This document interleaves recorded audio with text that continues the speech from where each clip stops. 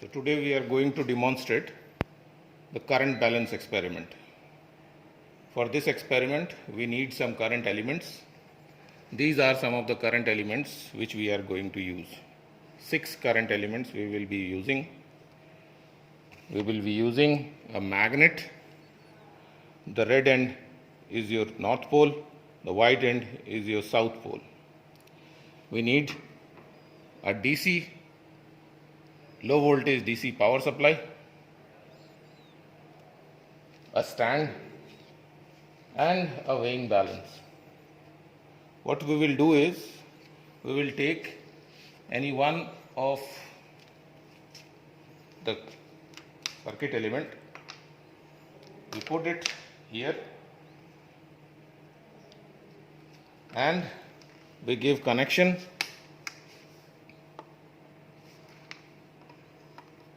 to this circuit element through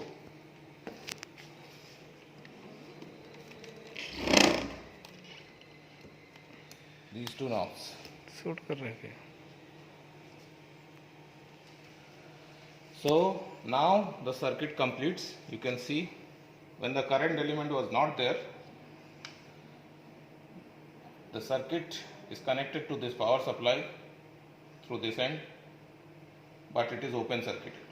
When we connect it with a current, with a circuit element, the circuit completes.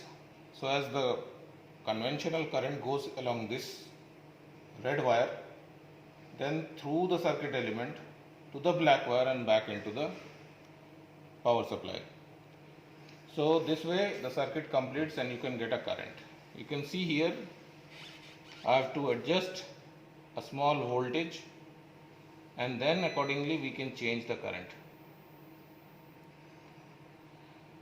The idea is, now along this element, you can see along this part we'll put our magnet like this, so that this part of the current element is between the poles. As such, let's say the conventional current is in this direction and the field lines are exactly perpendicular to it, so there will be a force acting on the moving electrons in this current element. Due to this force, we will put the entire setup in a weighing balance. We will weigh this magnet before putting any current. We switch off the current, take out the wires and we put it like this.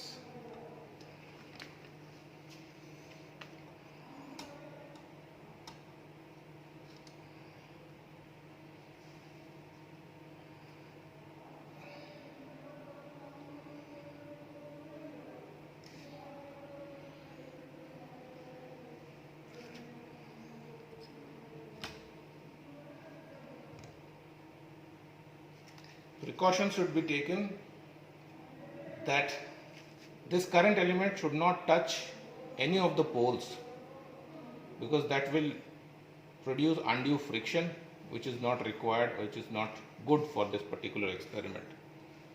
So the current element is exactly floating in between the two poles of this magnet. Right at this point of time we are not giving any current to this current element. We balance the weight of this magnet with the help of these weights. We adjust the weight and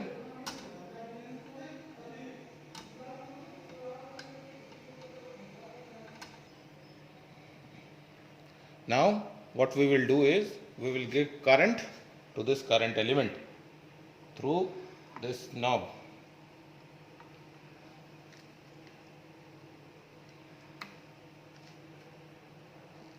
So as we give current to this, you can see we have to put extra weight to balance it. If you revert the direction of current by changing the polarity of the current balance, you can see the weight goes down. And if you go on the other way around,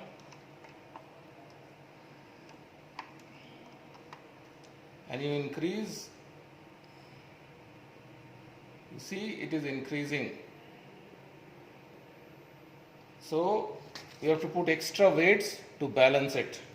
If you revert the direction of current, we have to reduce the weight to balance it. The entire experiment is this only. So what you have to do is, you have to do this experiment. You vary the current, and for each value of current,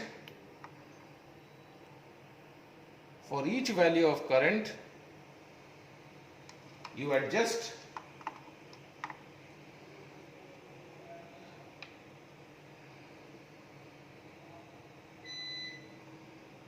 so for each value of current,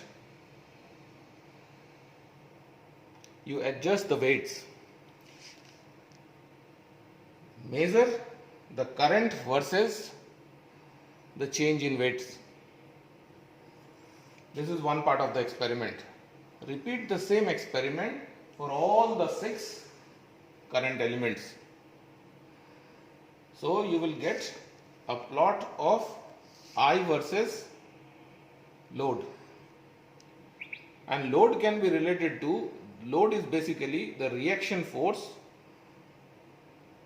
of the force which is exerted on the electrons by the magnetic field.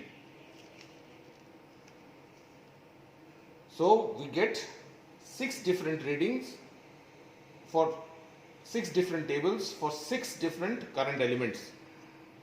We can make a plot between current and the increase or decrease in the weight.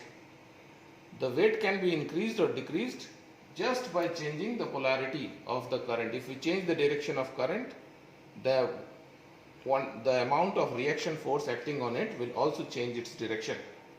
The same happens. Now as you increase the length element, the size of the length element, the amount of force acting on the charged particles increases. So the slope changes for different current elements, and as the length of the current element increases, the slope should increase. Second part of the experiment is, you plot this current versus the current element, the length of the current element, that you should get a straight line. The first part is, you have to plot I versus the change in weight. So that will give you an idea, that should also be a straight line. That will give you an idea that with increase in current, there is a linear increase in the force exerted by the magnetic field onto the current element. As we know, it is IDL cross B, the force exerted on the current element. DL is the length of the current element. So in all these circuit elements, the length of the current element is changed. So with the change in length, if this response should be linear. With the change in current, again the response of force should be linear. And this is what we have to demonstrate in this particular experiment.